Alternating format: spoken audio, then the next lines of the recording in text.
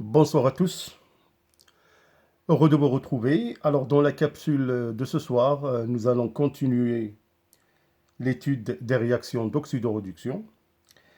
Alors je vais vous proposer dans cette capsule quelles sont les étapes essentielles pour établir une équation d'oxydoréduction.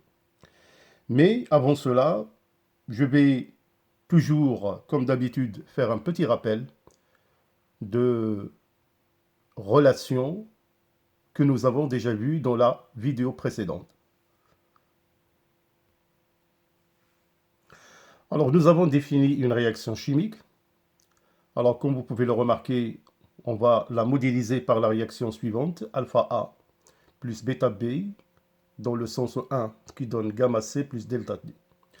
Donc, une réaction chimique, en général, se base euh, de réactifs, qui sont des substances qui peuvent être au minimum deux ou plusieurs, qui réagissent entre eux, dans des conditions de température et de pression.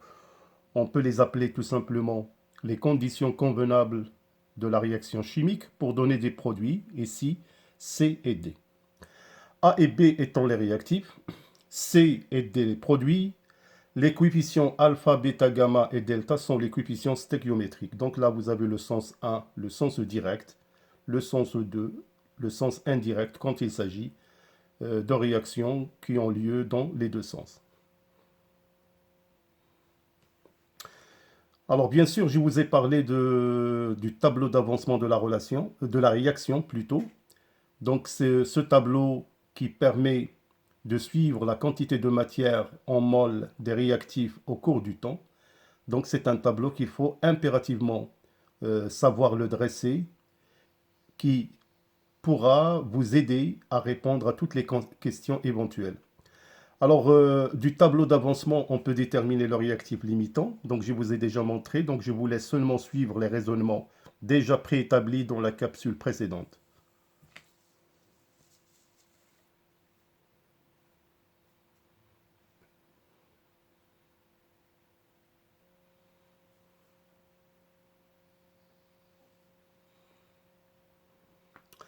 Alors, pour déterminer la quantité de matière des réactifs, donc là, je vous ai proposé quelques relations de base à connaître. Lorsque, par exemple, l'un des réactifs est à l'état solide, l'autre est à liquide ou bien à l'état de gaz.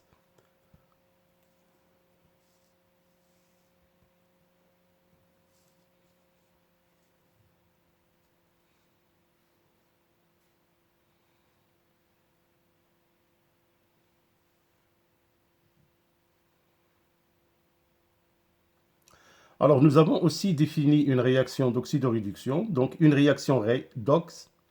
Alors, c'est une réaction chimique au cours de laquelle se produit un transfert d'électrons.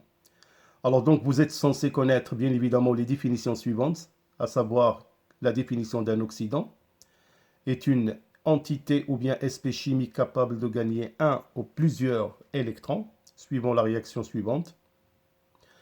Alors, l'oxydant est réduit. Donc là, je vous ai donné quelques exemples que vous connaissez certainement.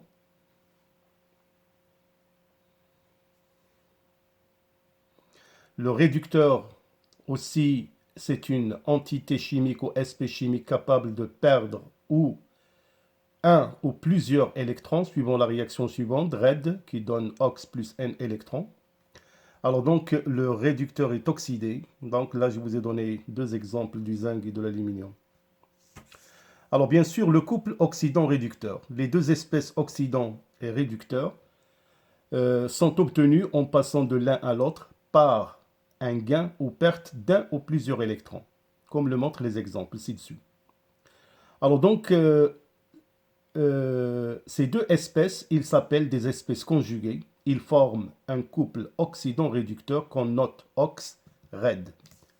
Donc, il y a une demi-équation électronique entre l'OX et le RED correspondant. Donc, il y a un transfert ou échange d'électrons. Alors donc, une réaction d'oxydoréduction, c'est une réaction qui met en jeu un transfert d'électrons entre ces réactifs.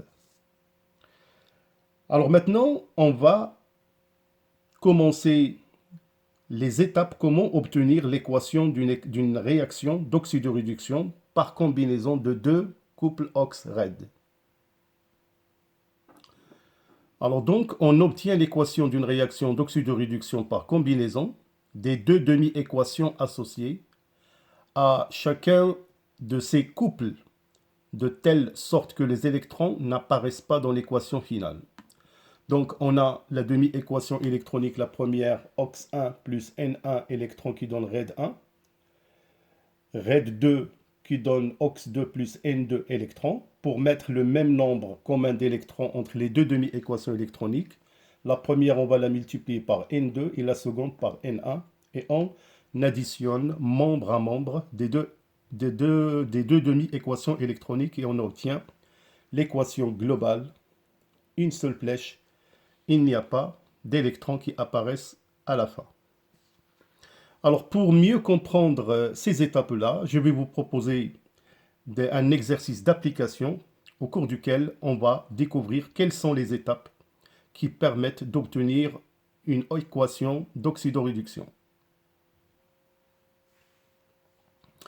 Alors donc voilà une application. Donc soit les couples oxydant-réducteurs suivants. On a Mg2 plus Mg solide, H plus et H2 gaz. On a MnO4-, Mne2+, O2 gaz, H2O2, l'eau oxygénée, I2 aqueux et les ions iodure I- aqueux, S2O8 2- et SO4 2-. Alors donc là, vous avez deux couples redox. On va essayer, bien évidemment, d'établir leur équation d'oxydoréduction. Alors la question, écrire l'équation d'oxydoréduction entre Mg solide et H+. Deuxième question, écrire l'équation d'oxydoréduction entre MnO4- et H2O2. Et la troisième question, écrire l'équation d'oxydoréduction entre I- aqueux et S2O8 2-. Alors bien évidemment, essayez, mais sinon, nous allons bien sûr faire une réponse détaillée pour que vous sachiez bien évidemment les étapes à suivre concernant l'établissement de cette équation bilan d'oxydoréduction.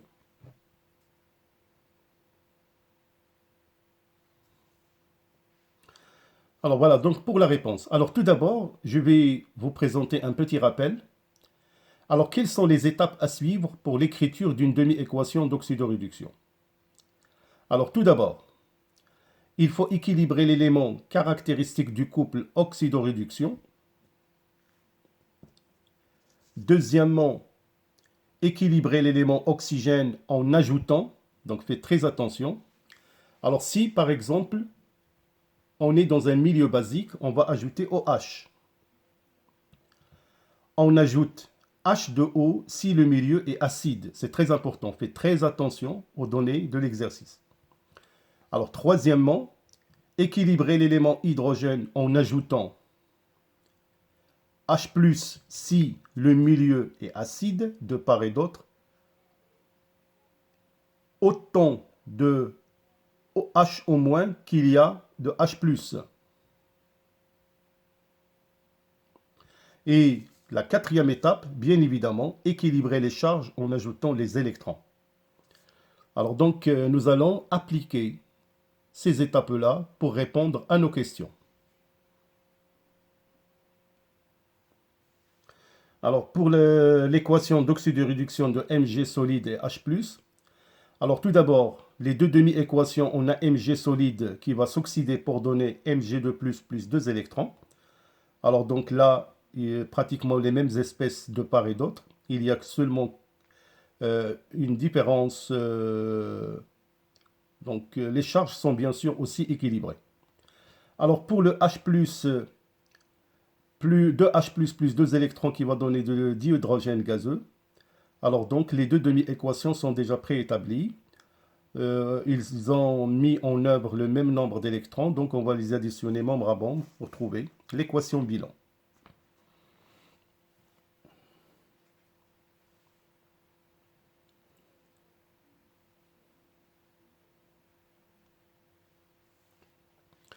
Alors pour la deuxième question, c'est-à-dire la réaction entre MnO4- et H2O2. Alors là, vous avez la demi-équation électronique déjà préétablie. Donc, vous allez que suivre les étapes que je viens de vous annoncer au début. La deuxième demi-équation électronique de l'eau oxygénée. Alors donc, on va multiplier par 2 et par 5 pour éliminer le nombre d'électrons. Et puisque là, on travaille dans un milieu acide, vous allez trouver la réaction bilan à la fin. Donc ça, c'est un exercice qu'on va travailler ensemble en classe, bien évidemment. Alors, la troisième équation entre les ions iodure et S2O8 Alors de la même manière, donc j'ai appliqué pratiquement les mêmes étapes pour obtenir la réaction bilan.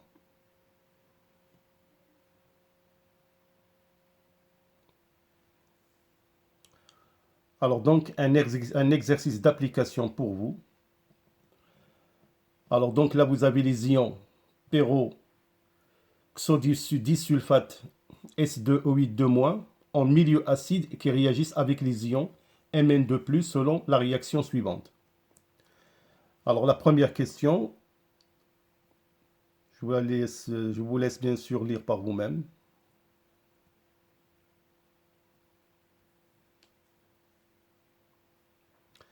Alors comme je vous ai toujours dit, il faut travailler avec un chrono.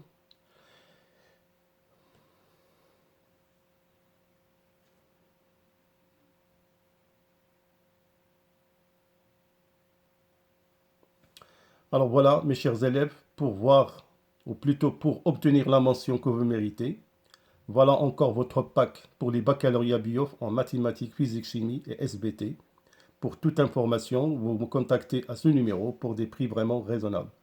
Alors je vais vous proposer la solution de la dernière application, comme ça pour comparer vos résultats.